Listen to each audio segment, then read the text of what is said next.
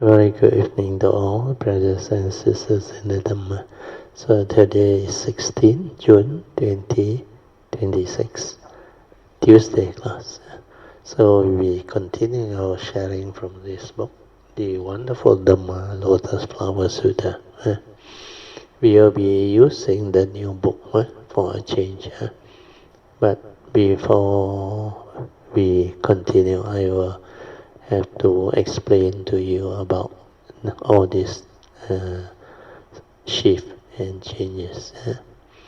Okay, as usual, let us gather for physical puja.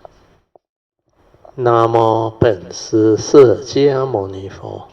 Namo 本师释迦牟尼佛。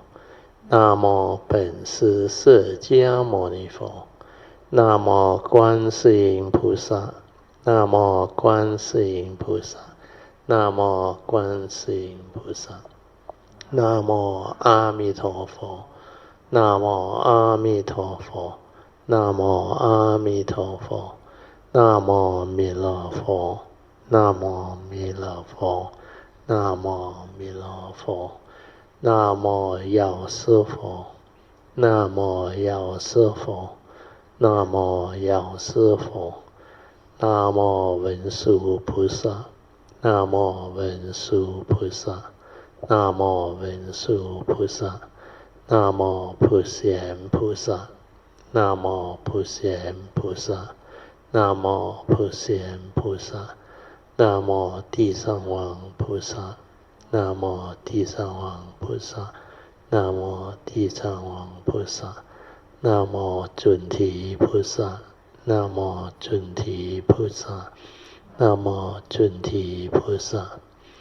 Namo 准提菩萨。Namo 佛菩萨。Namo 佛菩萨。Namo 佛菩萨。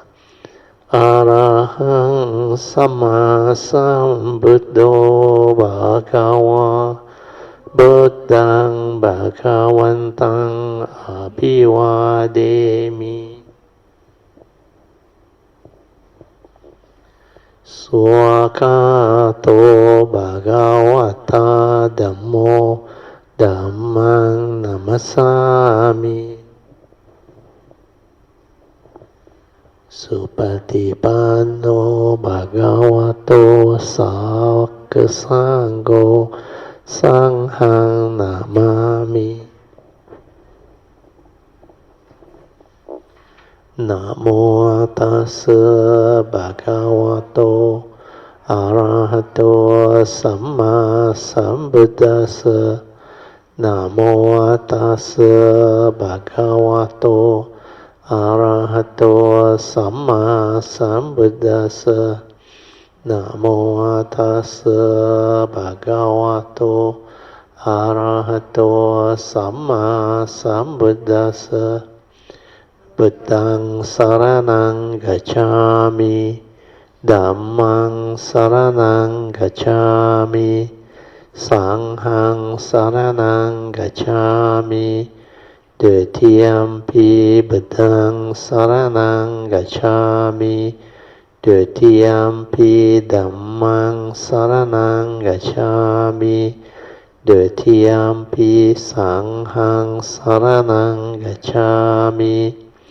Tatiyampi Buddhang Saranang Gacchami Tatiyampi Dhammang Saranang Gacchami Tatiyampi Sanghang Saranang Gacchami Panati Pata Veramani Sikkhapadang Samadhiyami Adina Dana Veramani Sikkhapadang Samadhiyami Kamesu Miccācara Veramani Sikkhapadang Samadhiyami Musawada Veramani Sikkhapadang Samadhiyami Surameraya Majapamadatana เวรมณีสิกขาปะดังสมาธิยามิกันนะสารปะดิเตนะดิเปนะตมาดังสีนะติโลกาดิปังสัมบุดังปูจายามิตามโมกันดะสัมบารายุเตนะดุเพนะหังสุกังหินะปูจาเยปูจานิยังตังปูจาบัจจานามุตตมังวันนากันดากุโนเพตังเอตังกสุมาสันททินปูจายามิมุนินดาสสิริสาดาสารโรเฮปูเจมิบดังกสุเมนาเนนะปุณเนนะเตนะเจโหตุโมขังปุพังเมลายติยตาอิดังเมกายโยตตายติวินาสบาวังอาดิวาเส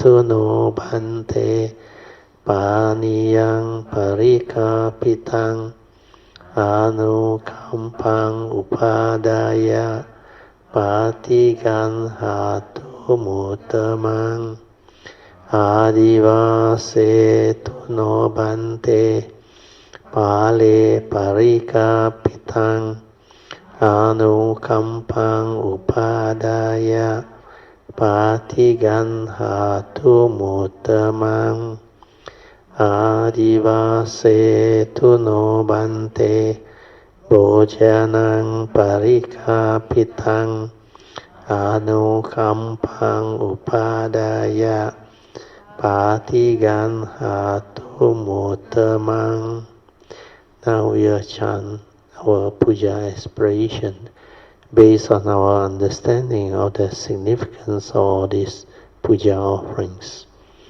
Significance of offering of light. May this offering of light to the Buddha brings forth the causes and conditions to illuminate our mind and help arise the needed clarity and understanding to dispel all darkness or ignorance therein. Significance of offering of water. May this offering of pure, clear, cool water lead us to the pure, clear Dhamma that cools and doses off the fires of all defilements within our mind. Significance of offering of incense. May our morality, virtue, and understanding shine forth far and wide, just like the fragrance of this incense, which we are offering to the Blessed One, who is perfect in wisdom and virtue. Significance of offering of fruits. May this offering of fruits remind us of the Dana Parami of generosity and the fruit of all karma, so that we will diligently strive on with heedfulness to attain the path and fruition as soon as possible. Significance of offering of flowers. May this constant offering of flowers to the Blessed One strengthen our faith and constantly remind us of the impermanence of this body, so that we will diligently and sincerely strive on to cultivate Sila, Samadhi, and Panya, leading to ultimate liberation, the born-free Nibbana, making of overall aspiration. By the power of all these merits, on all these offerings, may our spiritual faculty of Sada, Virya, Sati, Samadhi, and Panya be further strengthened until they become balas or power, and sharing and transfer merits to all beings. May these merits be shared and transferred to all beings without exception, especially to those who have the condition and affinity to receive them. Sadhu, sadhu, sadhu. Okay, let us pay respect to Puja. Bedang Puja. Dhammang Puja, Sanghang Pujami. This awareness-based meditation is very useful. It is to enable you all to develop the stability of inner awareness leading to heedfulness. So you can follow the 4 support that I have taught you. Or you can also use any skillful means to train your mind to develop the sati, then stabilize it to be ever mindful. Then after that, the whole thing will be the same. So how you approach it depends on your understanding. Most people, because they lack understanding, so they got no way of anchoring the mind, which has been so conditioned and heedless.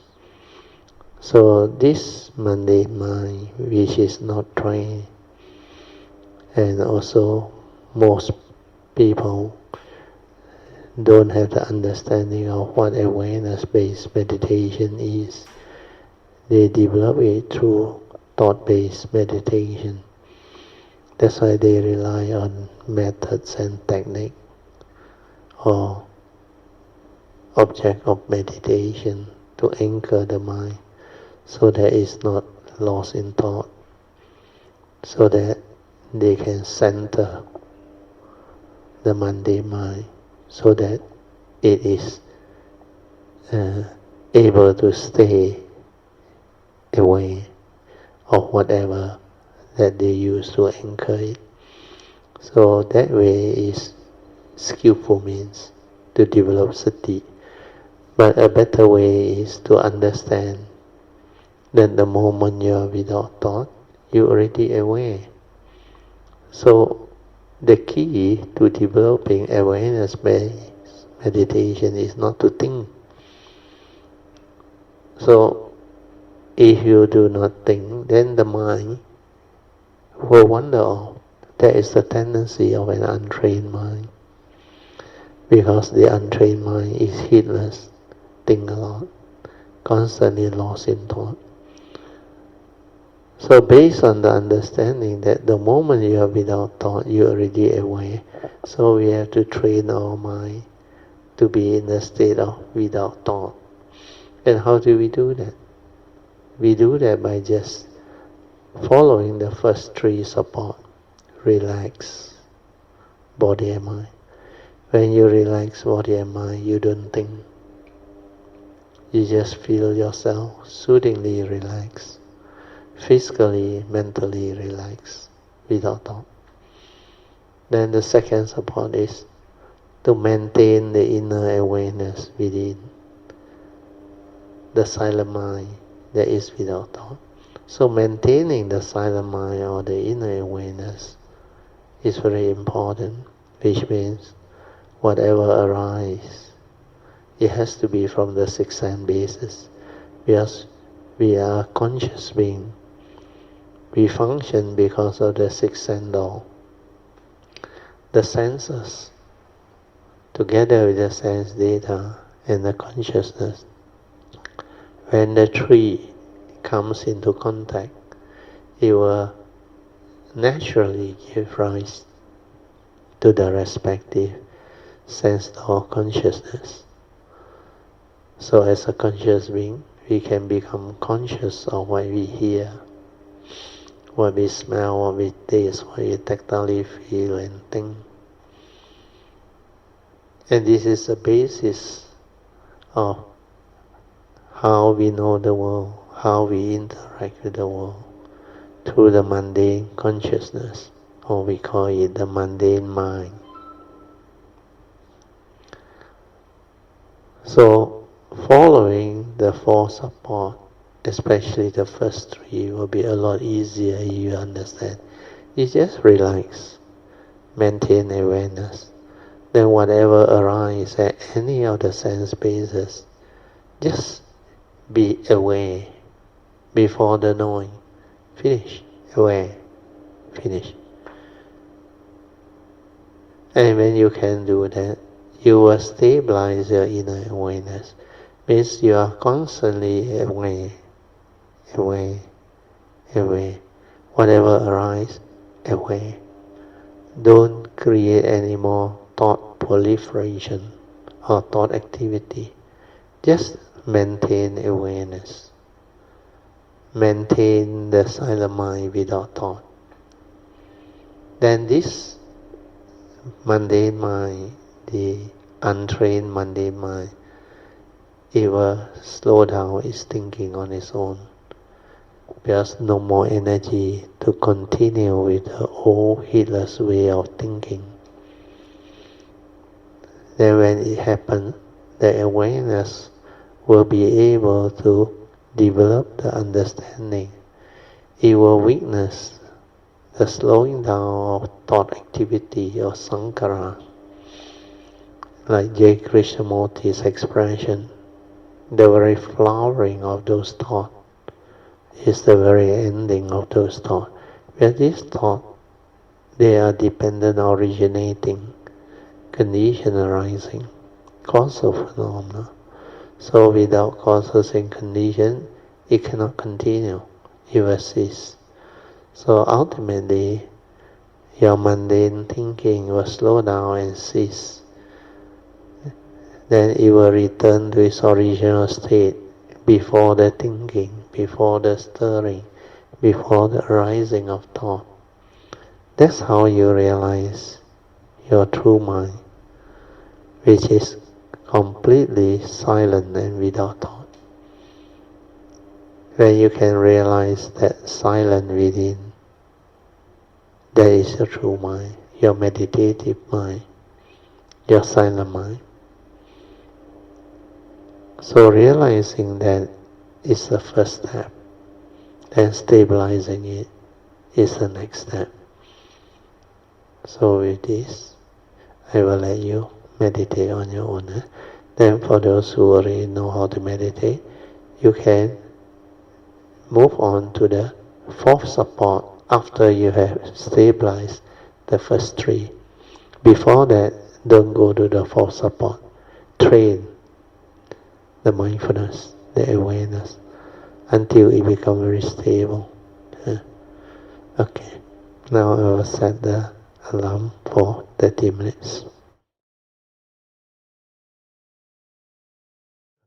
You all can slowly, mindfully come out of meditation. Try to maintain whatever inner peace, inner calmness, inner awareness that you have developed for as long as you can. Invocation to the Devas. In this universe, in the entirety, let the deities or Devas come here. Let them hear the good teachings of the King of Sages, which gives heaven and release, Nibbana. This is the time to listen to the teaching. This is the time to listen to the teaching. This is the time to listen to the teaching. Samanta Chakawalesu Atra Gachantu Devata Saddhamang Munirajasa Sunantu Sakamokadang Dhamma Kalo Ayang Badanta Dhamma Kalo Ayang Badanta Dhamma Kalo Ayang Badanta Namo Tassa Bhagavato Arahato Samma Sambuddhassa Namo Tassa Bhagavato Arahato Samma Sambuddhassa Namo Tassa Bhagavato Arahato Samma Sambuddhassa. อิติปิโสภะคะวะอะระหังสัมมาสัมพุทโธวิจาจารณสัมปันโนสุขโตกาวิโดอนุตตโรปุริสธัมมัสสารติสัตตาเดวามนุสสานังพุทโธภควาติสวากาโตภควตาธัมโมสันทิติโกอะกาลิโกเอหิปัสสิโกปานายิโกปัจจตังเวดิตาโบวิโน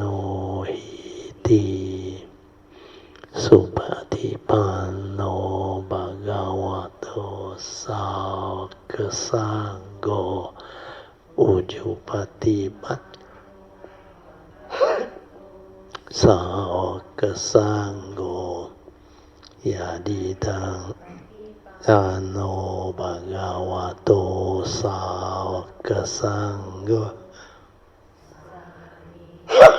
ปฏิปันโนภะคะวะโตสาวกสังโฆยาดีดังจัตตาริปุริสายกานิอัตตาปุริสภูกาลาเอสาภะคะวะโตสาวกสังโฆอาหุเนโยปาหุเนโยดักเกเนโยอัญจลิการานิโยอนุตตรังปุญญังเขตังโลกาสาติสาธุสาธุสาธุ Okay, you can be seated and we will continue from the new book. This one is by the BDK English Tipitaka series. So those who log in, you can see the Lotus Sutra. I think it's a Japanese thing. I think Taisho, Volume 9, number 262. Anyway, it is translated from the Chinese Kumarajiva by this Japanese Zen master Sukunari Kubo and Akira Yoyama.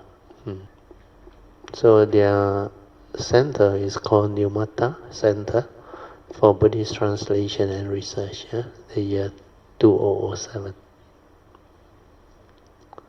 Okay, this one again the copyright or those things, we skip. Okay.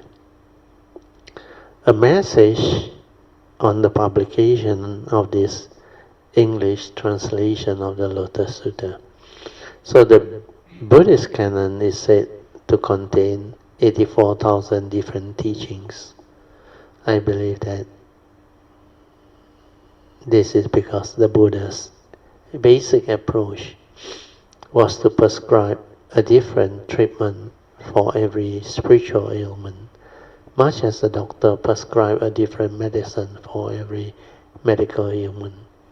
Thus his teaching were always appropriate for the particular suffering individual and for the time at which the teaching was given, and over the ages, not one of his prescriptions has failed to relieve the suffering to which he was addressed. So this is the introduction part. Ever since the Buddha's great Parinibbana over 2,500 over years ago, his message of wisdom and compassion has spread throughout the world. Yet no one has ever attempted to translate the entire Buddhist canon into English throughout the history of Japan. So the author says, it is my greatest wish to see this done, and to make the translation available to the many English-speaking people who have never had the opportunity to learn about the Buddhist teaching. I think the reason for this was because at that time our society or civilization, I think the British Empire, they colonized a lot of country. Even our Commonwealth country alone, those that has been colonized is so many. So that time the British Empire was very powerful. That's why they call it Great. The word Great Britain. So during that time, they influenced the world. So English was predominantly dominating. That's why the era, that civilization at that time, demands more people who have English to understand the teaching. That's why they wanted to translate to English.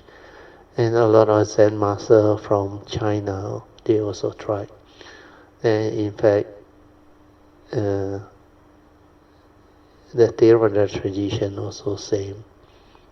They translated from the Hindu, and later on the respective country that actually learn the teaching translate to their own language. Sinhalese means, I think last time they call it Ceylon, now it's Sri Lanka.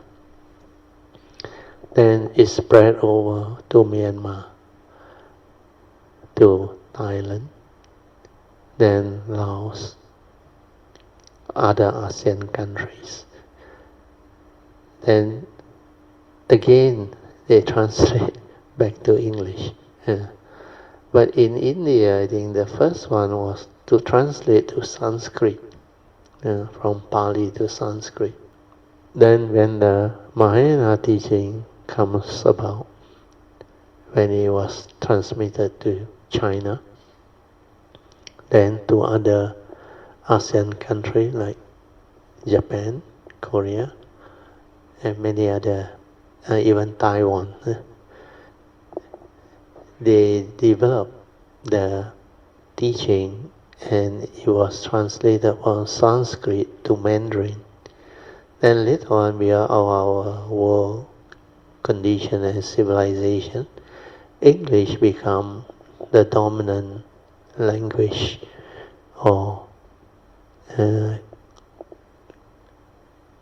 way to communicate.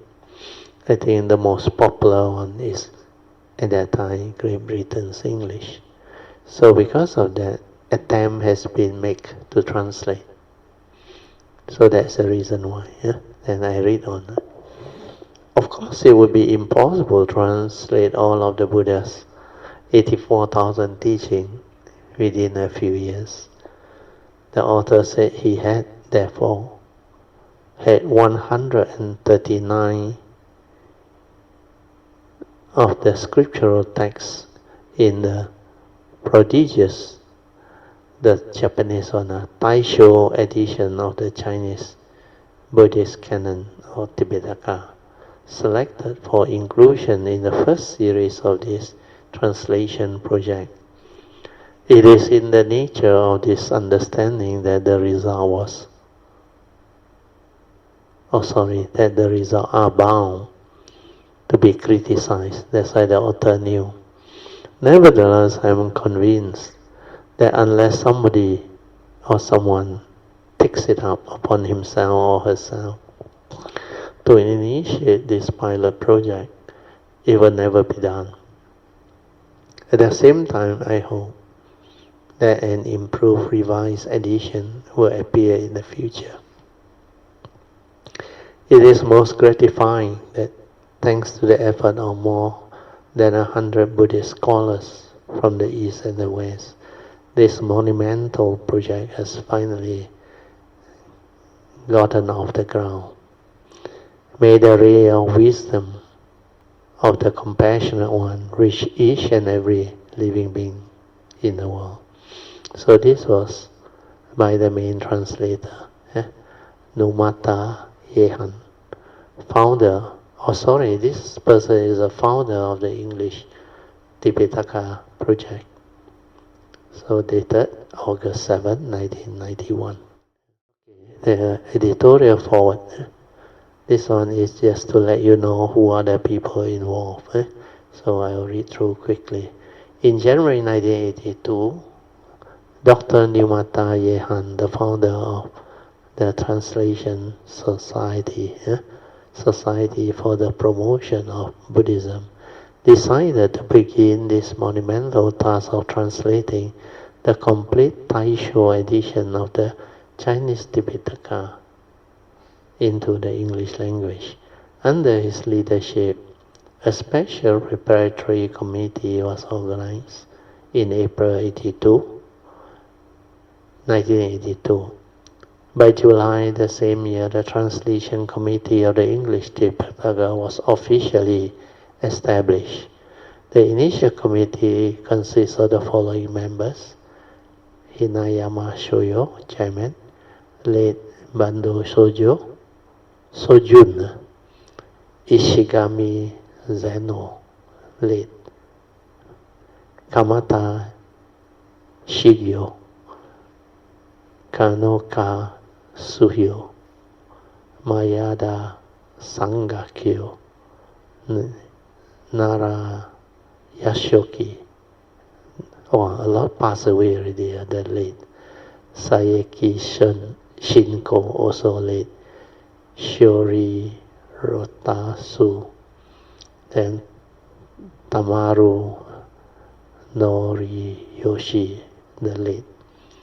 Tamuro Kwangse Uraizu Rushin, and Yoyama Akira. Assistant members of the committees were as follows: Kanazawa Atushi, Watanabe Sogo, Rolf Gable, this one is English, of New Zealand, and Rudy Smith of Belgium. After holding planning meetings on a monthly basis, the committee selected 139 texts from the first series. For the first series of translation as estimated, 100 printed volumes in all. The texts selected are not necessarily limited to those original written in India, but also include written work or those composed in China and Japan. While the publication of the first series proceeds, the text of the second series will be selected from among the remaining work.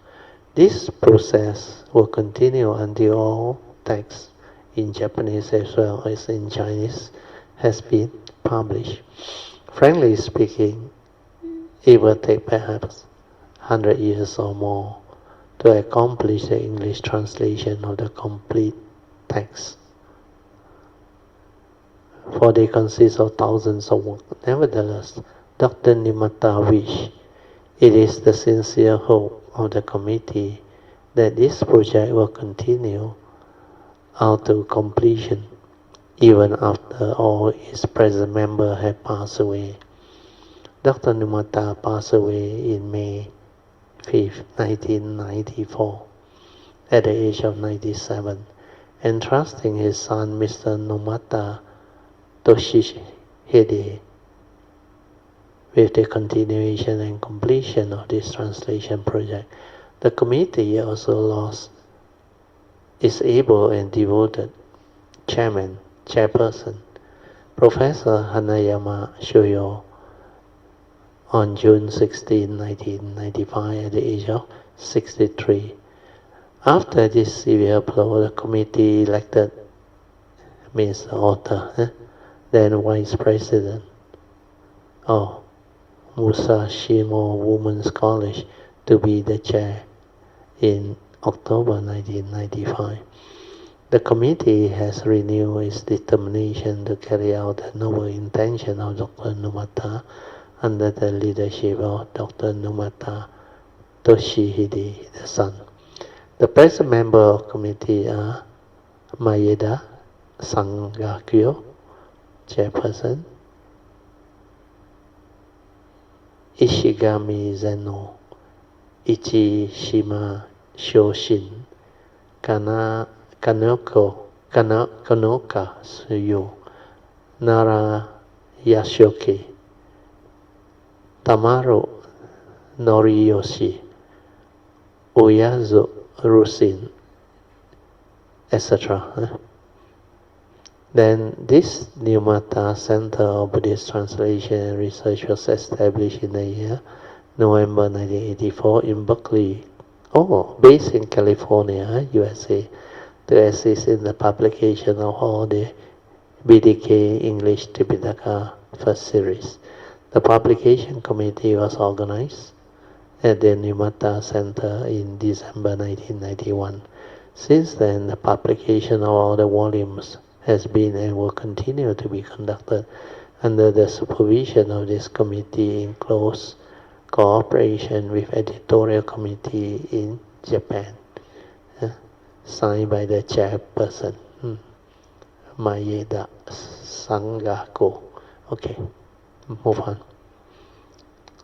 Publishers forward. I think this one we can skip.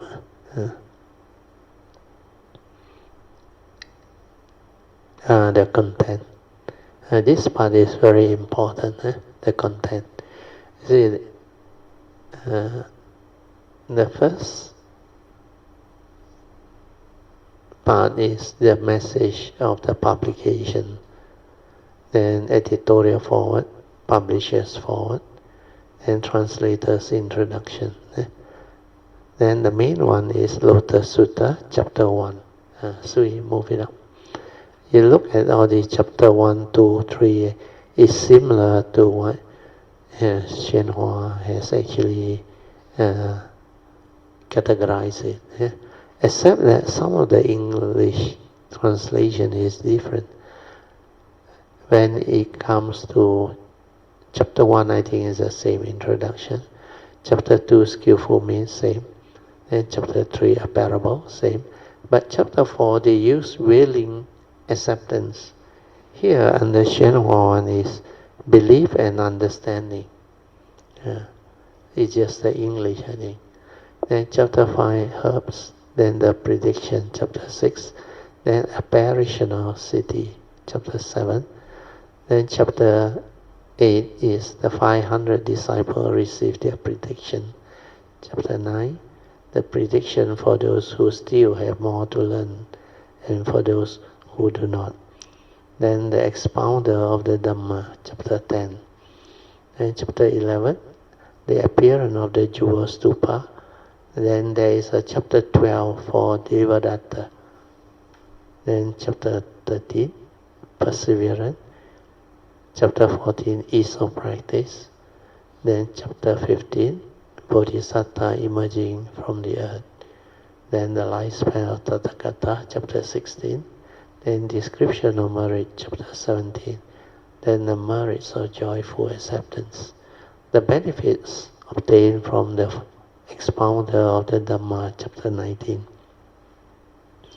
Then chapter 20 is Bodhisattva Sada Pariputta. Then chapter 21, the transcendental power of the Tathagata.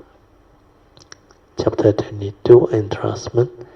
23, ancient account of Bodhisattva Baisa Yaraja. I think this one is the medicine Buddha, isn't it? Huh? Correct or not? I think so. Then chapter 24, Bodhisattva Gadgadasvara. Then 25 chapter is the gateway to every direction, manifestation of Bodhisattva Avalokastera or Kuan Bodhisattva. Then chapter 26 is the Dharani. Chapter 27 is the ancient account of King Subha-yoha. Then, same as Shen Huan, chapter 28, the last chapter is encouragement of Bodhisattva Samantara Bhadra, the Bodhisattva of universal virtue, Puja and Puja. Okay, then we move it up.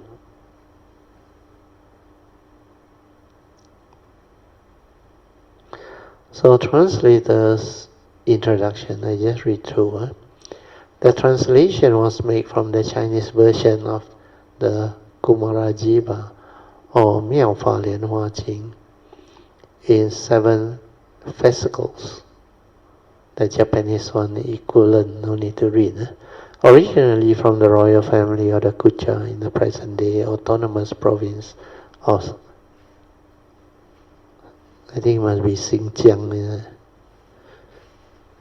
China.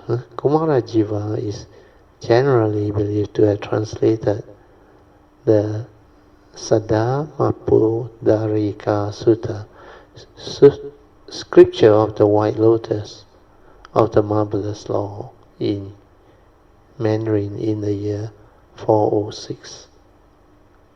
CE is AD, or before Christ. AD. In translating the Chinese text into English, we use the Kasuga edition of the Kumarajiva version of the Lotus Sutra as a basic text, rather than Taisho edition. With very few exceptions, the reading of the two editions are almost exactly the same in meaning, and the differences are too slight to have any significant effect on the translation. We have tried to make our translation as readable as possible without straying from the original intent.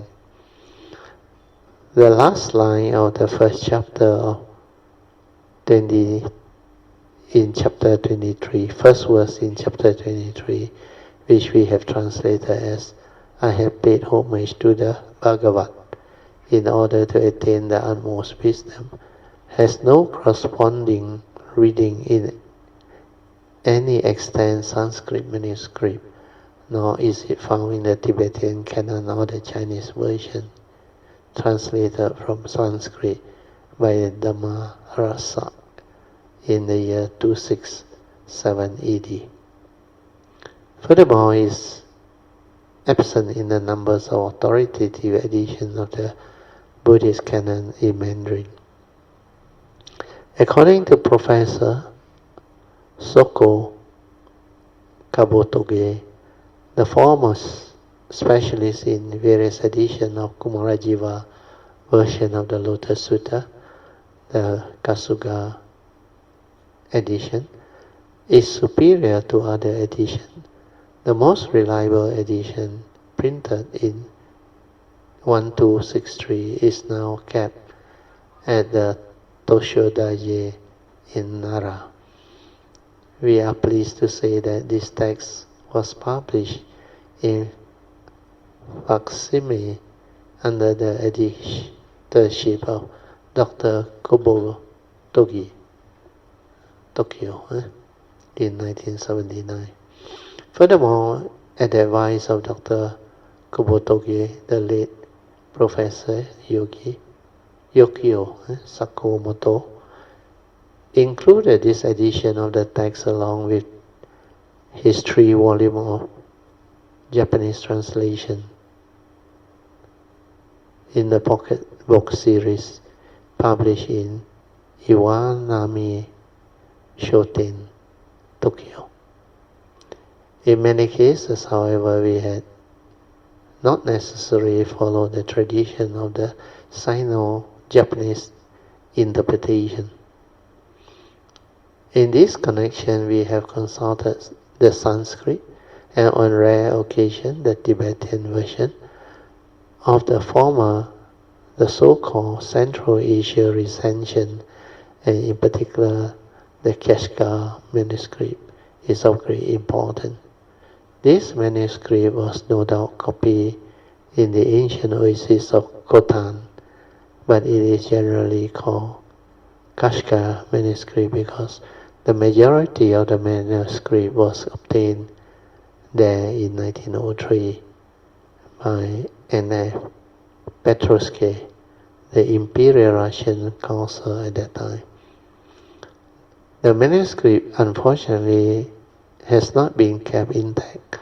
It is now scattered in a number of places throughout the world, and some folios were missing or damaged. Nevertheless, the available portion has been completely reproduced in facsimile under the editorship of Professor Lokesh Chandra of the International Academy of Indian Culture in New Delhi in 1976. As a fruit of painstaking work, Professor Hirofumi Toda of Tokushima University published a romanization of the text. It is interesting to note here that in a number of cases, particularly those of Chinese proper name, either in the translation, Kumarasiva's version agree with the reading of the Central Asia Sanskrit recension rather than that in other, such as those found in Nepal or in the ancient city of Gilgit in the northwestern part of India, Indian subcontinent, and some of those found in Tibet. In such cases, we have gladly adopted the version from Central Asia recension, since some of the readings in Mandarin were puzzling. Within the Buddhist canon, the Lotus Sutra is one of the texts that should be read as a whole. We recommend reading the text from the beginning and continuing chapter by chapter, so that this magnificent Dharma can be fully grasped as it unfolds. In this sense, chapter 1 can be seen as a dramatic prelude, while the well-known parables that emerge during the course of the sutra serve to clarify and enliven the entire narrative. For the reader who wants a quick summary of Lotus Sutra, we suggest the preface to Professor Leon Hovig's meticulous work, The Scripture of the Lotus Sutra Framework, Columbia University. Those who wish to conduct further research into Lotus Sutra are advised to consult the indispensable biographical work of Professor Hajime Nakamura, Indian Buddhism, a survey with bibliographical notes, Hirakata Kansei University of Foreign Study, publication 1980, and an earlier work by Akira Uyame, a biography of Sanskrit texts. On this, Sadama Pundarika Sutra, Canberra, Australia, National University Press. Okay, we move on. These are acknowledgements, we move on. No need to read.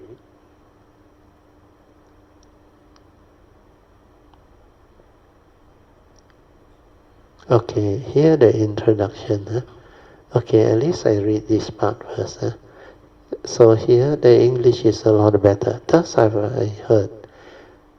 Once the Buddha was staying in the city of Rajagangha on the mountain called Gratakuta, together with an assembly of 12,000, all of whom were arahats, whose corruption was at an end, who were free from the confusion of desire. They had achieved their own realization, shattered the bond of existence, and attained complete mental discipline. Their names were Kondanya Mahakasapa, Uru Vela Kasapa, Gaya Kasapa, etc. Including Sariputta, Mangalana, very long list, and Rahula. All of them were great arhats, known to the assembly. They were in addition 2,000 others, both those who have more to learn and those who are beyond study. The nun, Maha Prajapati, I think she is the sister of the mother of Sakyamuni, who actually brought Sakyamuni up, was there together with her 6,000 attendants, and also the nun Yosohara, the Sakyamuni Buddha's wife, and Rahula, Rahula's mother. Rahula is the son of Sakyamuni Buddha, together with her attendants. They were all 80,000 bodhisattva.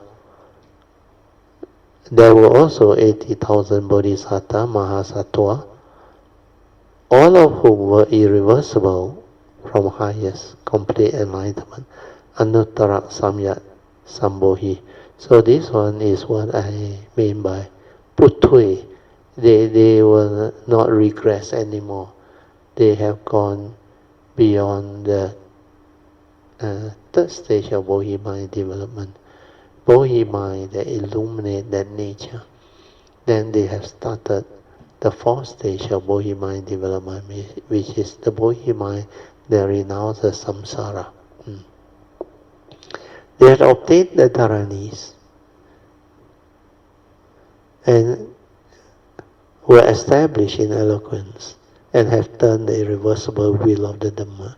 Each have paid homage to countless hundreds of thousands of Buddhas, planted roots of merits in their presence, and had also been praised by those Buddhas. They had also cultivated compassion within themselves, skillfully caused others to enter the wisdom of the Buddha, obtain great wisdom, and reach the other shore. All of them were famous throughout countless worlds and have saved innumerable hundreds of thousands of sentient beings. They were Manjusri, Avalokasthavara, Maha Sahamprata, Niyoduta, Anishita Dura, Ratnapani, by Saji Raja, and a lot more. They were together 80,000 such Mahasattva, Bodhisattva and Mahasattva. Okay.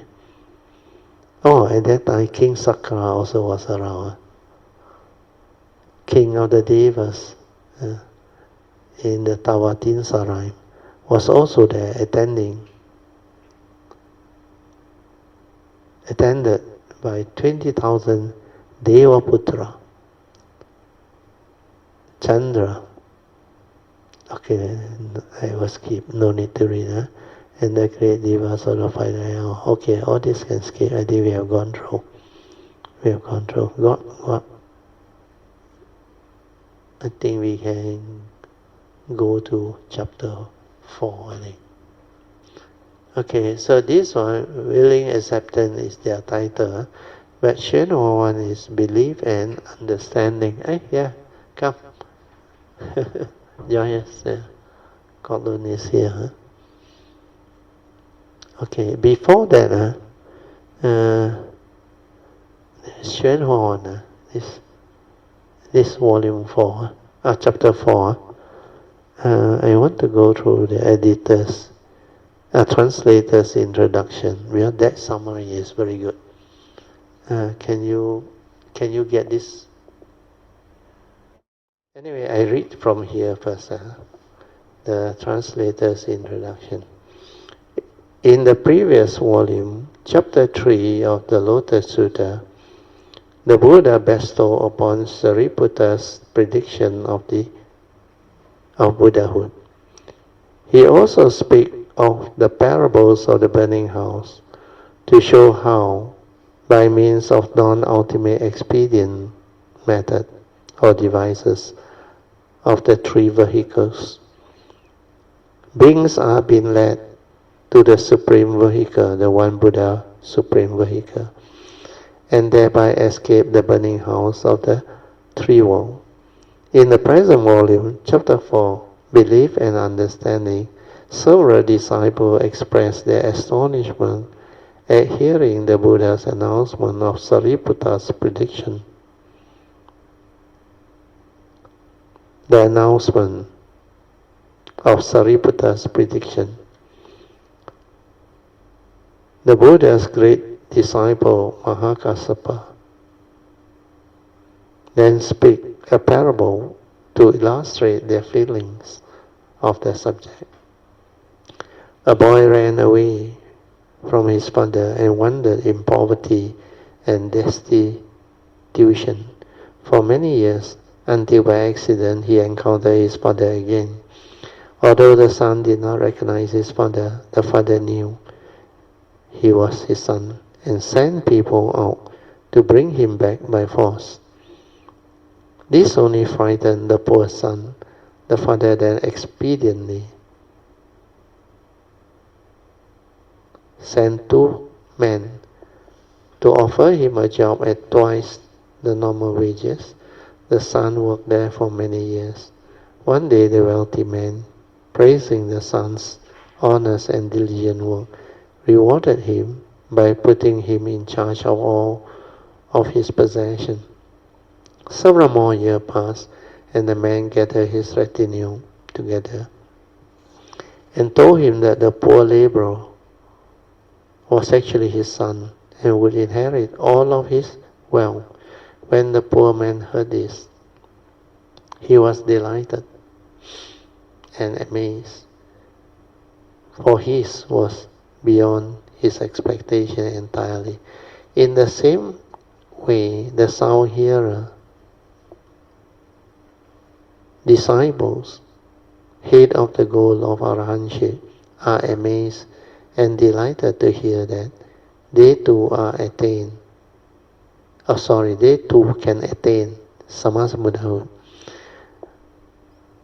The disciples had never hoped for Buddhahood and had been satisfied with the small attainment they had of the provisional teaching, the sainthood way.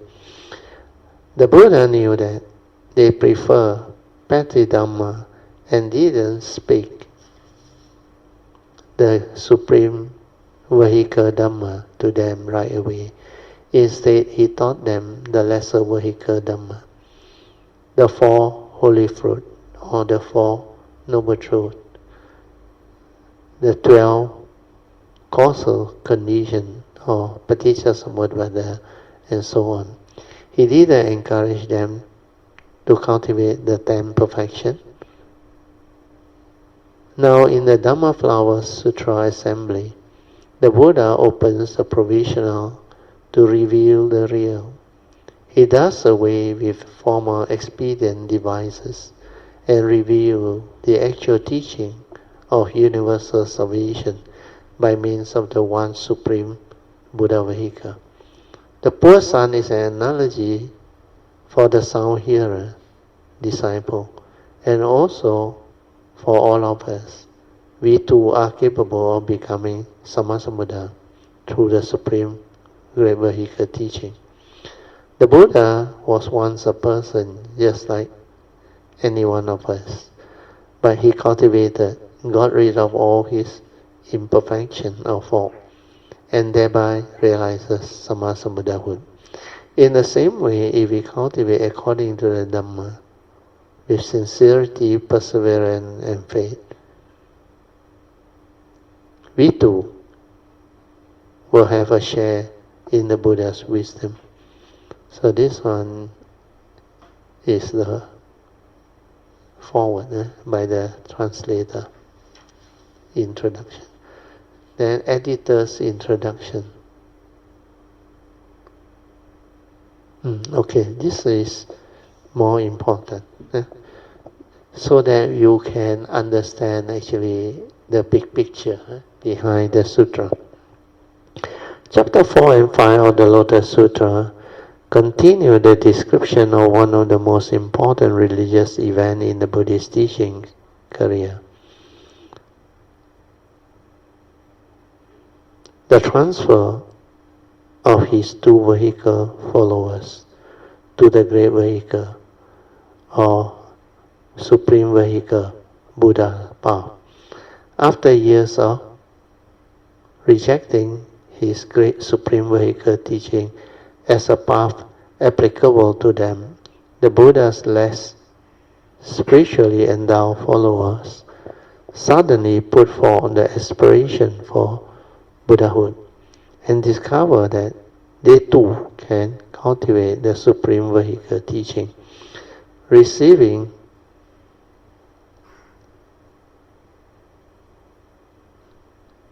the predictions and become Sammasambuddha.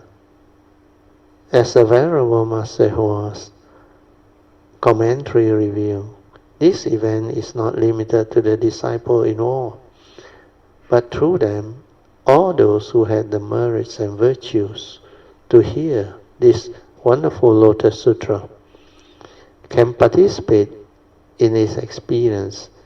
Is a promissory event that we too will receive the prediction to Sammasambuddhahood and eventually become Sammasambuddha. Then in chapter 4, the returning disciple tells the story of a runaway son who, after years of fruitless wandering, accidentally happens upon his father's new home. The father recognizes his son. So this one is the same already. So this chapter 4 and chapter 5 is more about the disciple of the provisional teaching, means the sound hearer and the Pacceka Buddha vehicle, how they actually develop the condition to come across the supreme vehicle teaching. But initially it's not easy. That's why in the chapter 3, you remember towards the end, who are the people that you should not teach to? Then later on, who are the people you can teach to? So these are the reason why initially, when they are not ready, don't worry, don't force them. Like I share with you all at the retreat when we take the Bodhisattva vow. Initially, there are some who don't have the understanding and the faith. It's not easy. That's why I say it's optional. Then later on, more and more people develop the understanding. Then for you all, the sasana is around. And through your understanding, you can actually not only come to understand, the acceptance of it become like very natural, very natural. Then the faith that developed through affinity with all the great beings and the various type of teaching that come out. The more important understanding is how extensive the supreme vehicle teaching goes. That one is the most important. And through that, only through that vehicle, can you develop the complete understanding. That's why by now you can understand why the Mahayana, you cannot blame them for saying, for the sainthood way, in a way, they 自度, in a way they only help themselves cultivate until self-enlightenment or self-liberation. They don't liberate the rest. They don't take the Bodhisattva vow. So they say, in a way, actually the word they use actually, they are still selfish. Because the self and the sana. But people don't like that word. That's why it creates unnecessary misunderstanding. When they say they are arahant, no more ignorant, you say they're selfish. So it's a matter of interpretation and understanding. So what is important is, this editorial introduction, I think, is very useful. It's very helpful. And Now you understand why this chapter 4 bring forth the condition for all the provisional teachings, disciple, especially the sound hearer, the sainthood way, and the Pachika Buddha. They by then have established the affinity and condition to actually accept the Supreme Vehicle teaching. And because of that condition, when the Lotus Sutra was spoken, all this that have the affinity and condition, they were there.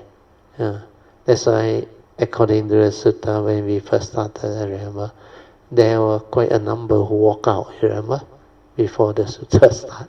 Yeah, these are the people who still don't have that affinity with the Supreme Vehicle. Then there will remain the, especially Sariputta, then when it was Sariputta's turn to receive the teaching, and finally the prediction, there were explanations why Sariputta gave out. You remember the analogy? He was cultivating the Supreme Vehicle Bodhisattva way. Then suddenly there was one incident. Somebody came, approached him and requested for an eye. And he took out his own eye and gave it to him. Then that person said, no, wrong eye. He said, what I need is the other side. Wow, that one really made him very, very unhappy. That's why he decided, if living being like that, he don't want to continue.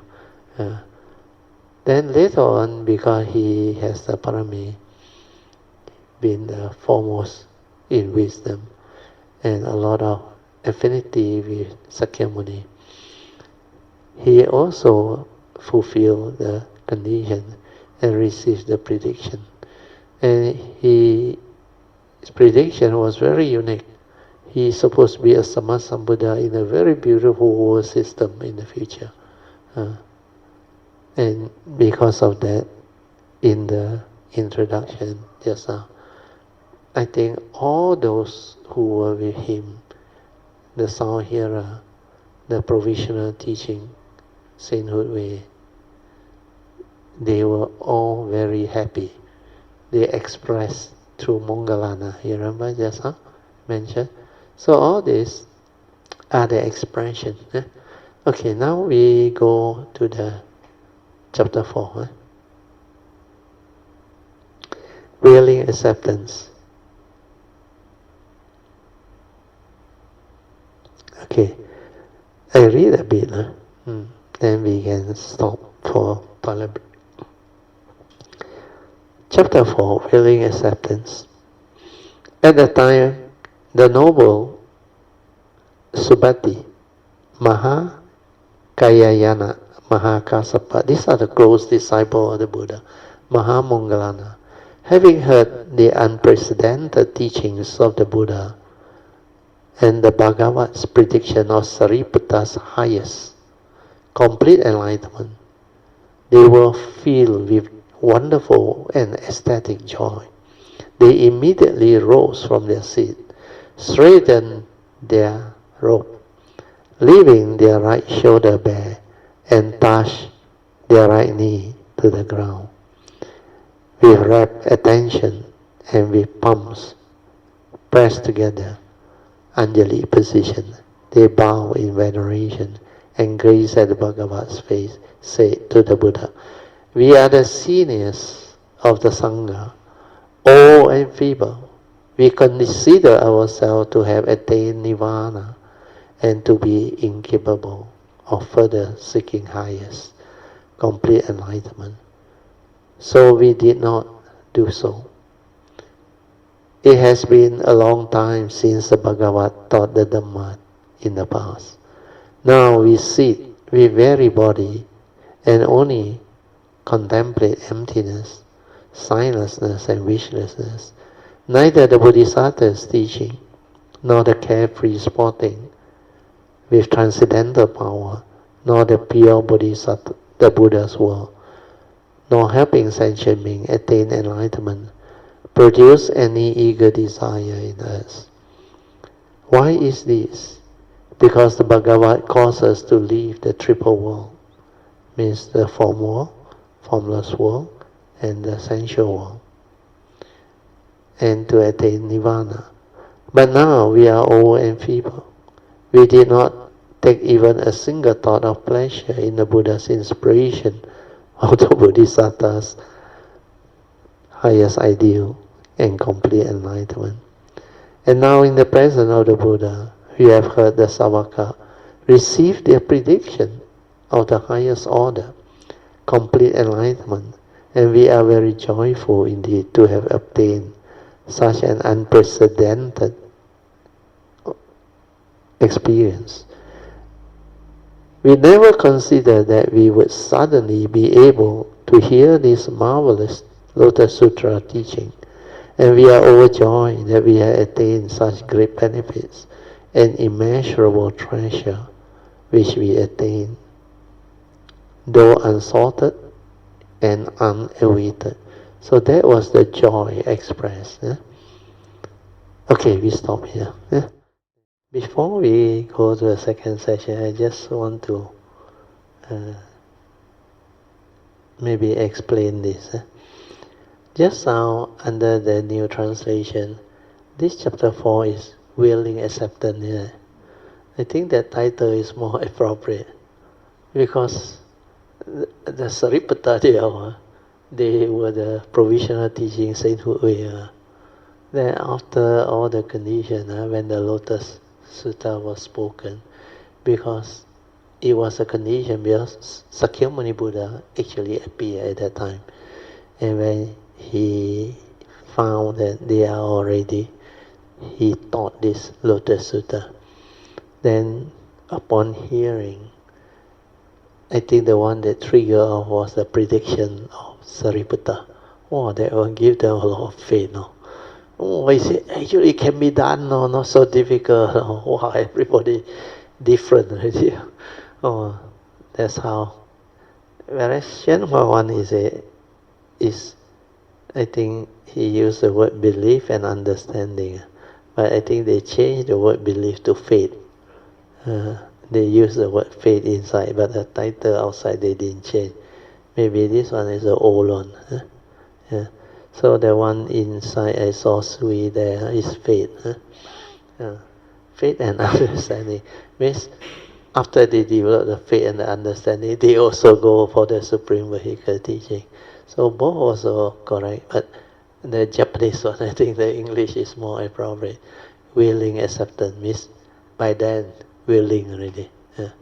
That's why you have the causes and conditions and parami, you don't worry. When the time comes, you will go that way. But it's better to develop it when the sasana is there, when the condition. Like now, you all have the understanding already. You take, you go. Then when the time comes for the next Sammasambuddha that arise, then you are more than ready, understand? Then you will be like all those Mahasattva at that time, who were at the assembly, you remember? So these Mahasattva and great Bodhisattva, they already on the, what they call Supreme Vehicle training, perfection. Whereas the sound hearer, that time only they decide to go for Supreme Vehicle. So they will take time to actually firm up the way and all those things. So now that the sasana is here, although the Buddha Sakyamuni is no longer around, because maybe I don't know whether any of you all were around or not. You all could be sound hearer at that time. Then now the sasana is still around. Then we go through this teaching and all the sharing, it can give rise to that very strong faith. And could be because of that, the understanding is there. Even the new people like Chan, Waifan, and Brother Wong especially. Brother Wong, the faith very strong. He took the card, to where, to the hospital. He was very severely tested. He said he went for retreat with the card. Follow him to the hospital. So those were the condition and affinity. So now, what I want you to understand is how all this become possible. It's actually not that difficult. When you have the causes and condition and the faith, when the time comes, when you're ready, you will meet on. And when you meet, somehow you can understand on. Then all this can just happen. That's why a lot of people actually among our Kayamita, when they wrote to me in the year 2016 and 2017, at the end of 2016, to request for the Bodhisattva way, a lot of them told me in the email, they are actually very happy and contented with the sainthood way. That realization already, but they say it's beyond their wildest dream to request for the Bodhisattva way. Then deep inside my nature, I know it's like that. When the time comes, it meant to be will be. Then it will unfold. That's why it's like beyond your wildest dream. Last time, for a lot of you, like last time before you encountered the Dhamma, this Dhamma like very difficult. Then after you encounter, you realize you have the understanding and you can develop the understanding to awaken and to liberate the mind. You feel very happy already. Then later on when you encounter the opportunity and condition for the Supreme Vehicle teaching and the Bodhisattva way, and yet through the retreat and all the sharing, your faith develop, and you like turn back and reflect. It's like beyond your wildest dream that you can come across such a thing. That's why a lot of such understanding and condition, they can happen, they can manifest, like I shared with you earlier on.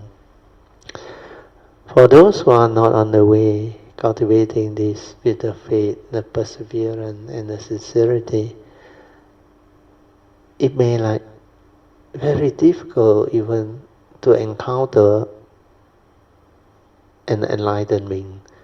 And most of them say you can meet with an Arya already very happy, a Sotapan or Sakadagami. But they never expect to meet great beings and all those things. That's why all this, when you have the affinity and the condition to go this way, you see them everywhere in the sadhana. Because your nature is like that. Like this segment of my life, I met so many, especially some of my guidance teacher and all the great beings' nature. You see them, experience them, and encounter them, and they are everywhere. That's why, for those who see, they always see. Those who don't have the condition to go into the cultivation, actually they never see. It's like to them, where got such thing on all this fairy tale? It's not fairy tale. When you really step into the cultivation, you meet a lot, I tell you. You meet a lot. And they are everywhere. That's why you must have faith. Cultivate affinity wherever you can. And every segment of the life when you have the condition, especially during satsana, you should go all up and set the path for the Supreme Vehicle cultivation to take off. Plant the seed of Bodhi firmly, strongly, with faith, sincerity, then just persevere and move. Okay, now we open up for sharing, meditation reporting, followed by Q&A. Okay, today, Who? Manyan, yeah, Manyan is here. Come for your turn, Manyan. Sadhu. Oh, Manyan today want to do some offerings to Kayamita Fund and also to my nature. So we should rejoice. Sadhu, sadhu, sadhu. And today, very strange. We all go for lunch. Never mind, she can share her part. We share our part. Let's say we go for morning walk. I was with Sui and my wife. Then I want to eat Asam Laksa, my wife and me. So we go to a restaurant, Chao Yang. Now they got 4 shop lot or 3 shop lot. 3 shop lot. So we were there. Then Sui and Ben say, Daddy, me and Ben go Ban Min next door. Chili Ban Min. I said, okay, you go lah, then we meet. You know what happened after I finished? I went, I meet her Sui. Then we finished, come out. Man Yuan was at the restaurant there. The lorong there, where his house, her house opposite. Then we met. Then the day before, she already texted me, asked me that day, I think, supposed to be Tuesday, I think. Not Tuesday, Monday. He wanted to come over actually and make the offering. Then I didn't read the message, I missed it. Then later on, I text her back and say,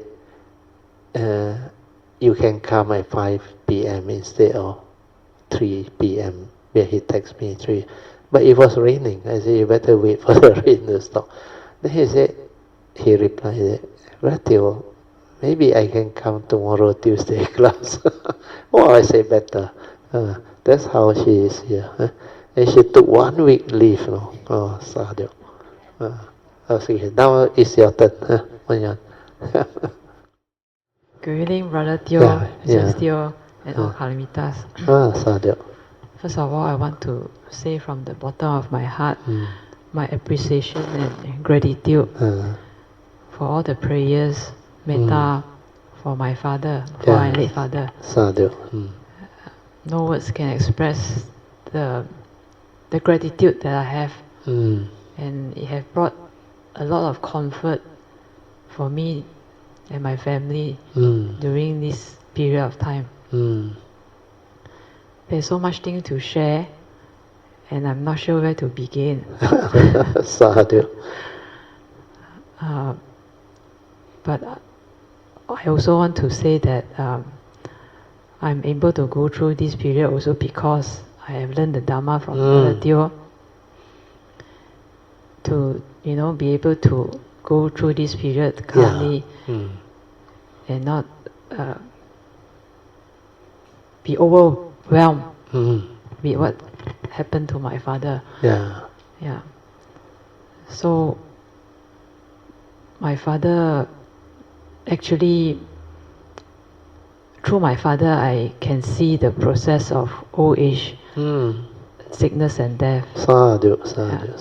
It actually already become more pronounced starting 3 years ago. When at 1 year, he fell down, I think about 6 times. Because of his age. So every time he fell down, he was able to get up again. Recovered. Sometimes immediately, nothing happened to him, and I was like very surprised also. But one time when he fell down, it was quite serious. He needs stitches to his head, and the bathroom, the floor was full of blood.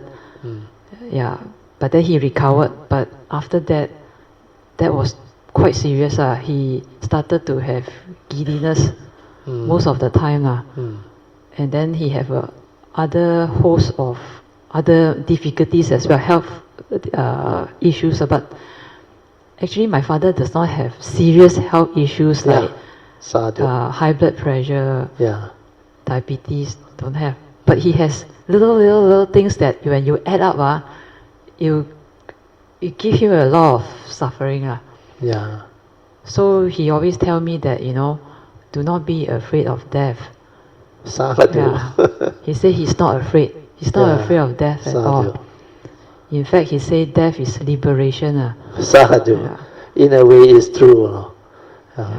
When your consciousness, the craving force dissipate and break free from that physical body, that one is liberation, really. And it's really true.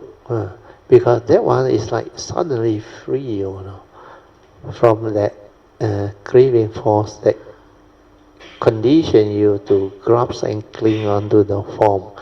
Before they have the Dhamma understanding, the awakening, you may have Buddhist knowledge or Dhamma knowledge that the physical body is not you, but it cannot be a living reality until you awaken.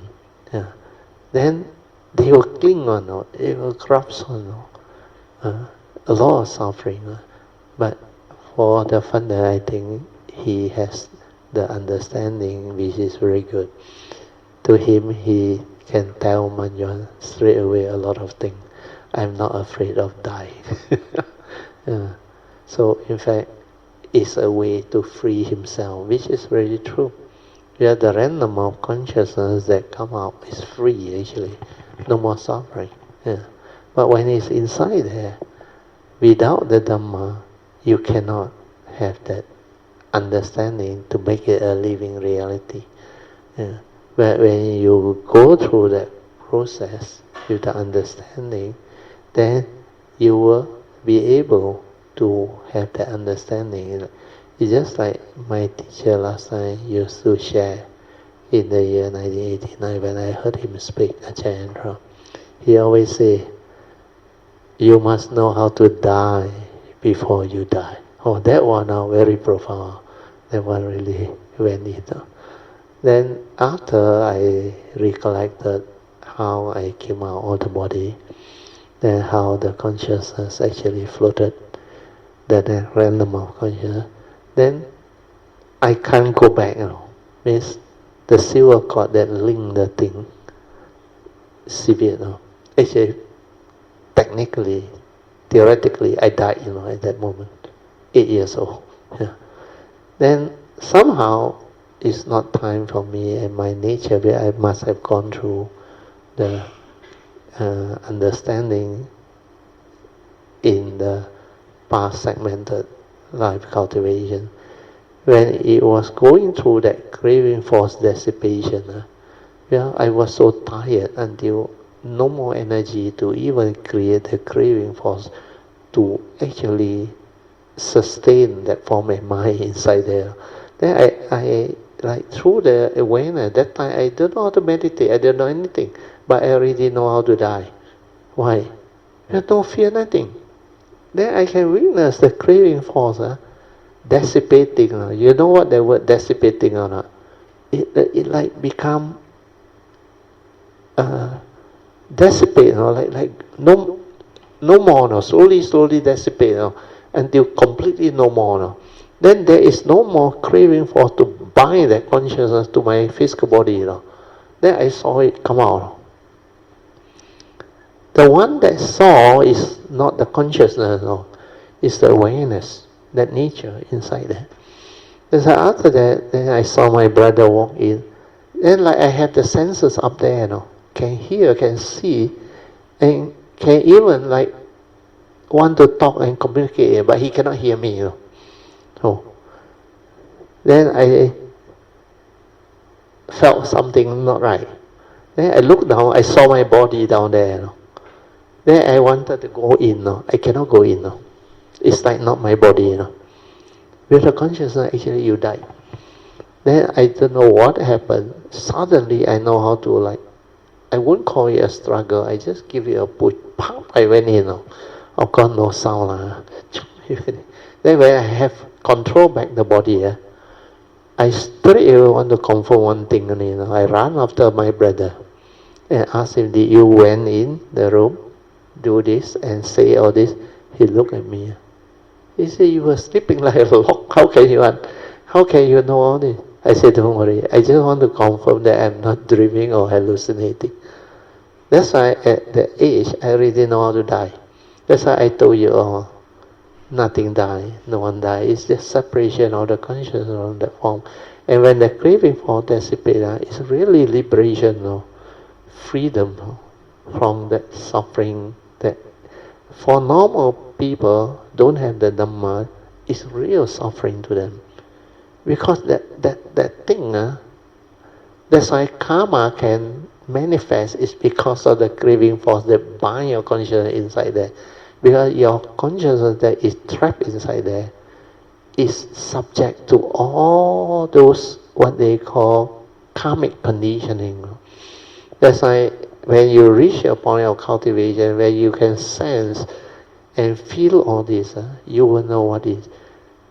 Because after 1989, I realized I can sense a lot of things, like the karmic conditioning. That's why I can see, like, you cannot run, unless you have wisdom. That's why that day, I think, was it Chan or Wai Fan that asked me the question about karma, Chan. I told them, the only way to free is through wisdom. Without wisdom, the Dhamma, you cannot do anything with karma. That's why you're born of karma, add to your karma conditions. You are what you are because of karma. That's why I say 99.99999% that very 0.0001% that small one is the enlightened being who have the wisdom, who can actually free from it. Because it's almost 100% karmically conditioned. You are born of it, heir to it, conditioned and support, and you are what you are because of it. So because of that, all this understanding, you will come to develop it. That's why when you know how to die before you die, means death is nothing to you. Actually nothing die. No one die. Then later on I heard from my Ajayantra, that time my teacher, he actually explained it another way. He said you must know how to die before you die. The meaning is die of all the defilement that actually bind you to that form. Means you must have the wisdom not to be affected. Means the defilement that you cling on to, that part must die. You must liberate it. Okay, better return to Banyan, otherwise not enough time. And Banyan, you continue. What your father said is very true. Is liberation. Did he use the word what? What just now you say the word was what? Death to him is. Death to him is liberation. Liberation from suffering. Correct. It's a correct word. Actually, very wise. Actually, no more binding. The craving for the bound you, trap the consciousness into the physical body. Gone. Really liberation. It's like completely free. But you don't have to wait till you die before you free. Because that craving for the bind you is through avijja. But once that avijja is rooted over, that feeling become pure feeling one. No more grasping one. It cannot like cause you suffering anymore. You know that the form of mind is like that. Condition like that, things will be like that. So the conscious mind that is trapped inside, if you don't have the Dhamma, you will cling, you will grasp. Then mental suffering is there. But when you have the Dhamma, right, then you realize it's moment to moment. And it's just that feeling, pure feeling, no more grasping. You no more like through delusion, worry about it, create the fear, unnecessary mental suffering, and like deluded by it and deceived by it. No more. That one completely gone, taken out. That's why you must go through the cultivation to develop all this understanding. That's why the Father is wise actually. Death is liberation, which is very true in that sense. Maya, continue. Yeah. So I think he knew that he was going already. Yeah. can sense. That's why I reply to you. Part of the First Noble Truth reality, old age. We are at his age. Then the doctor, when they call your family up, they know one actually. And so far they are very accurate. Yeah.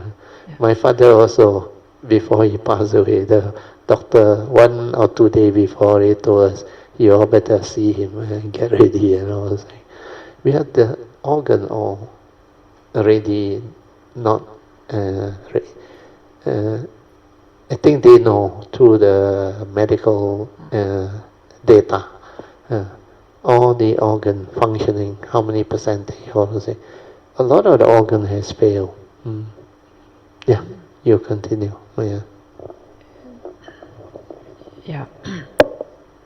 So many years ago, I think more than 10 years ago, one day he came back and he said he signed up for this silent mentor.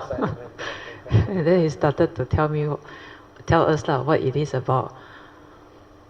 And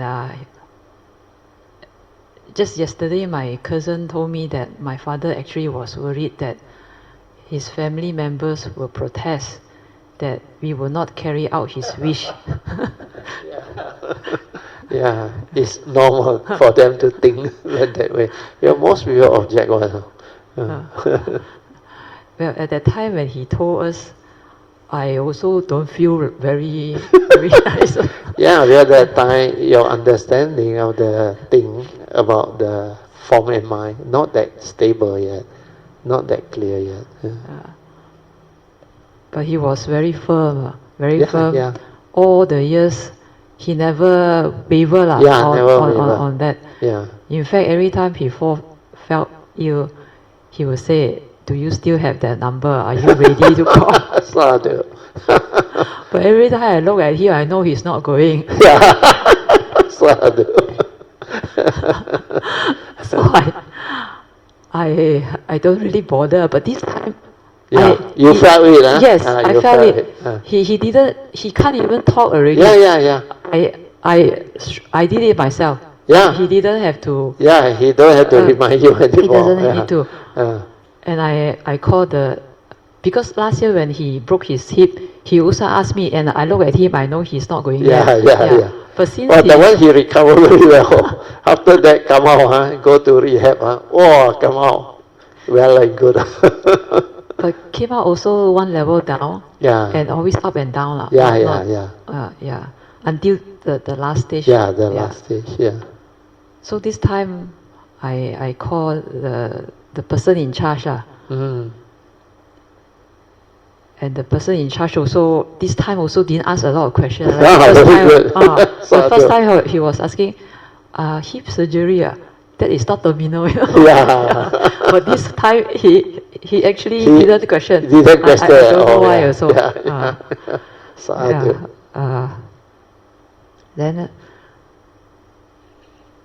Then my father also wrote. He also wrote what to do when he passed away and that he wrote a few years back also. Yeah. And at time also he let me see. And at that time also I just read I know it's alive. Yeah.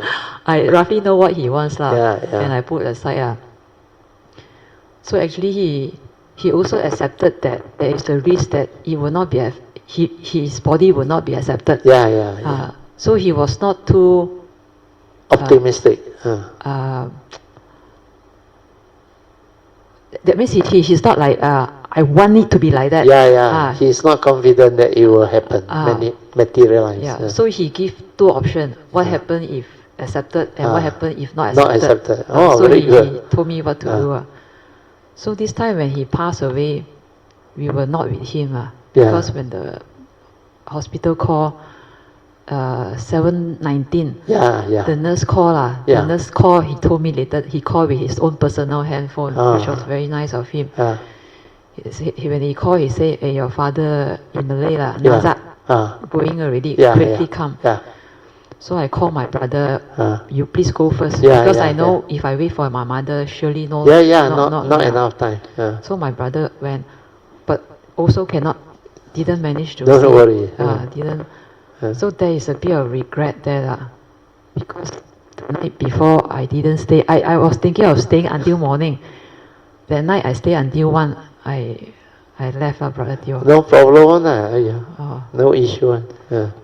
But then when I read back the notes that he wrote, because he said, read this when I pass away, which I had, but that was years ago.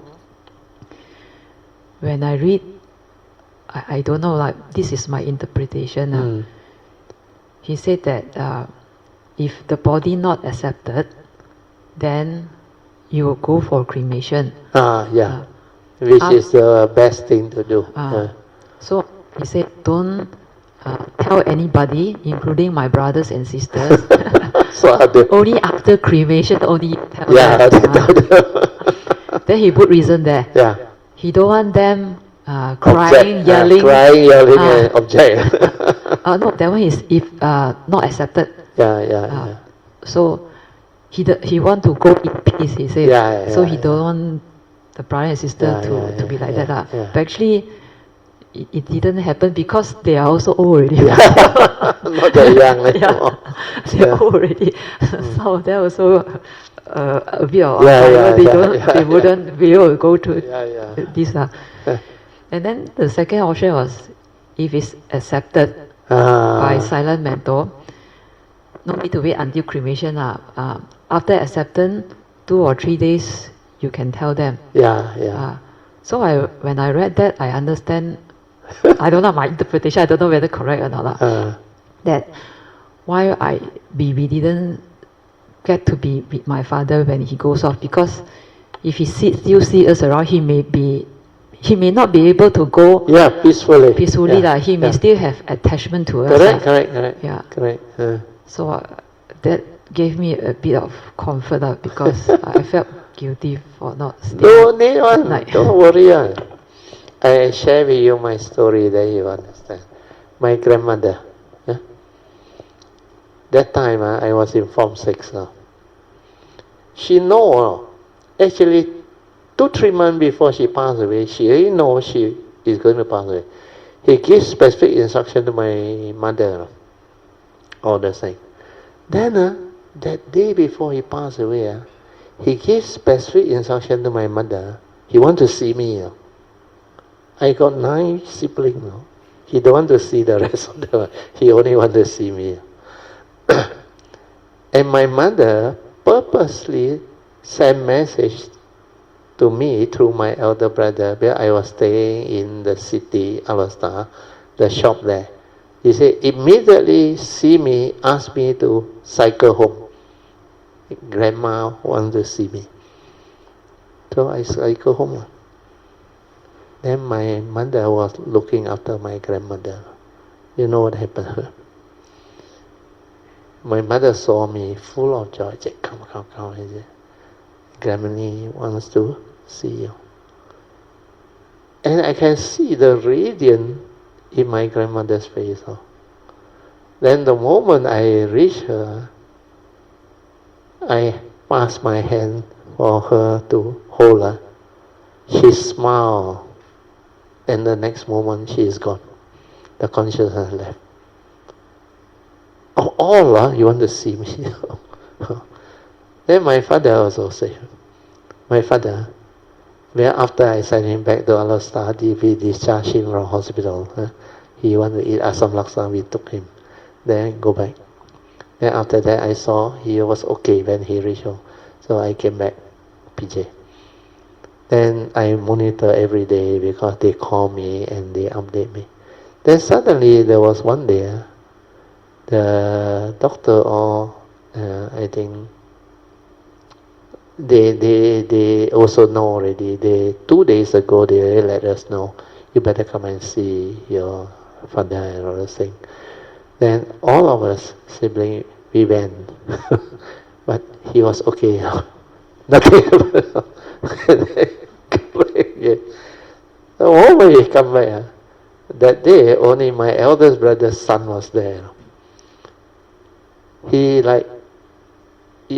before a person pass away, they cannot move nothing. Then my mother the stool all they cannot control already. We are grieving for no more already. But my granny was beautiful. And my father, he also know. He told his grandson, the eldest son, he said, contact your father and call all the sukpak, means the brother, sister all come. Then within less than 1 hour, he passed away after that. So the other star also cannot make it in time because all the traffic and all those things. But it's better for them to, like your case, to like without attachment, nothing, and just consciousness leave. Where they can sense it one, and you will know one before your consciousness leave. You can feel it one, provided you have sati. If you don't have sati, I don't know. Because very likely, from what I heard, is your karmic consciousness take over. Understand? Means not you already. Inside there, you're simply sitting already. You cannot be in the sober state until like that. That's why I know my father and my grandmother will go to good rebirth destination. No problem. They are not with the karmic consciousness. They are not like simply 老很想 simply sitting around. That's why you can see all this, they are there. And it's where they do their duty very well. Like your dad also do the duty very well. And that day you heard the sharing by Cindy, Anna. I think I switched it on, but I was half asleep. Oh, never mind. Later on you go back and listen. Cindy share. He came to know you because there was one trip, Chihuahua was it? He go to your house. And you know what your parents told her? Not? He said they are so proud of you. They have a very, very good daughter. That's why Cindy was full of joy when he shared. And he said your parents were beautiful. Then I think Chipoliana. I say no, don't worry. Yeah, when he have to look after, he also commented, he said, Mun Yuen's parents, very, very holy. Better let you continue. Yeah. So actually, I still got one question, but not much time. I just want to because now they have taken my father's body, and like there's no ritual and no funeral. My father in fact said, after they take, you go back to work. Go back to work. That is the best. That's why I reply, yes, he is very wise.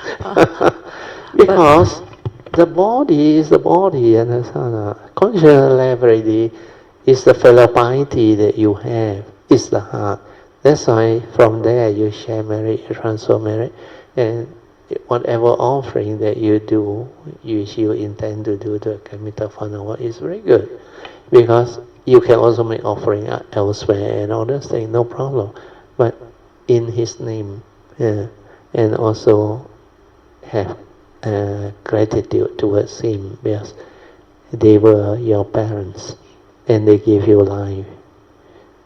They care for you, actually sacrifice, bring you up, provide for you, and all these things that they have done is actually a lot of what they call virtuous action, good parami. Then you know how to take care of them, your fellow piety, all those things. Gave them so much joy, so much happiness. That's why they felt like very happy that like their life well lived. Of course, they had to confront the first noble truth reality of old age, sickness, and finally separation or death. So all this reality, if you really have the Dhamma and the condition, like your case, you learn a lot. Yeah, your dad also very good Buddhist in that sense, and from the way they live their life until both also 80 plus, near to 90, they have good parami. Sadhu to you. Yeah. Sadhu. So don't worry about the ceremony or the thing. That one, if you want to have it like Father told you a few months later, after they finish their observation and research, you all can have a simple one. Yeah? No need to spend a lot of money. But more important is your fellow piety, your understanding, your Dhamma. But that one is more useful. And forget about the thought telling you felt remorseful, not able to meet him before. Not like that one. A lot of things are meant to be. Even when I held my grandmother's hand, actually she is no longer conscious and communicatable, but he is aware. And you can see the radiant smile in her. Really, first time I saw a dead person smile like that. Oh, and there was so much joy. Then I just help. Then she's the very next moment, she smile, the consciousness leave. Oh. A lot of beautiful things. It can happen. That's why we have paramia. You know they will go to good destination, rebirth or whatever. So both my mother, my father, I knew. The condition is such. My mother best until the last day. Then he just tell my younger brother he's not feeling well. Then my younger brother called me. I said immediately admit her to ICU. Because my mother never complained one. The moment he opened his mouth, you know it's really something he can feel. Then it just happened, meant to be. And all these are reality that will manifest. That's why life has its own reality, existential reality. And when you have the Dhamma, you can understand all these occurrences, manifestation, all that. Nothing to worry about death. Actually, nothing dies. It's the consciousness. How they die, of course, matter. When they still have avijja, they will die with avijja, but not with fear. Because for your father here, he says he's not worried about dying. To him, it's liberation. Actually, you can say he's looking forward to it, and I think he can sense it. He can sense it. This time around is different. Well, from the way you will describe, I also can sense it. It's like decay. Singapore. The mother was very old. Then the time when he texts me, I straight away told him, I said, don't worry, just let things be. And whatever that is meant to be will be. That actually deep inside my heart, I know the timing is correct. After that, you can attend our retreat and all those things. And really, it's a relief. He quite close to me. Those few years, he updated me and invited me over. His mother is actually very blessed. He got all the children, the loved one, care for her. And her condition was very bad. The eye actually failed already. Hearing also failed already. Then a lot of things actually for that age, not easy. They have to really spend a lot of time, take turn to care. Then when the time comes, he just peacefully passed away. Then when TK texts me, I actually advise him, and he know what to do. Then he rejoices. The first thing he want to do is he every year actually make donation to Kayamita Fund. He straight away do another donation to Kayamita Fund. He always contacts Sui Anna and Sui. Then everything. Then deep inside I know it's time for him to go for retreat. Well, last time he cannot go for retreat, but got to attend to the mother. And this year retreat, you remember? The wife come, the son come, the whole family come. And the condition is such that it's meant to be. That's why all these are very beautiful. Very good. You summarize, then next time continue if you want. Then Brother Teo reminded me because TK attended the retreat. Yeah. this year I told my father I'm going to attend the retreat. That means I'll be away from home 9 days. And then my colleague also asked me whether I want to go to Korea with her in June. Sadhu. So he listened and then he said, he didn't say anything about the retreat. He didn't say no. But the Korea one, he said, Objected. Please do not go. Sadhu. I'm not going to be here long. Sadhu. Yeah, please stay with me. So I said, okay. Sadhu, sadhu, sadhu. Very good. That's why they know. Very good, sadhu. Okay? Yeah, thank you, brother. Thank you. Let's rejoice. Sadhu, sadhu, sadhu. Very good sharing. Brings about a lot of good conditions for us to develop more understanding in understanding the First Noble Truth reality of going through old age, sickness, and finally separation. Okay, so we will share merits, transfer merit, and we end. Akasata cha bhumata deva naga mahindika punyang tang anumoditwa chirang rakantu loka sasana etta vata camehi sampadan punya sampadan sabbe deva anumodantu sabba sampati siddhya idang me nyatinang hotu sukita hontu nyatayo idang me nyatinang hotu sukita hontu nyatayo idang me nyatinang hotu sukita hontu nyatayo devo satukalina sasu sampati hito cha vito bhavatu loko cha raja bhavatu dhammiko imina punyang kamena mame bala samagamo sattang samagamo hotu yawa nivana patiya sadhu sadhu sadhu. Okay, you can now pay respect mindfully to Lord Buddha, Guanyin Bodhisattva, and all the worthy ones. Then we end. Sadhu.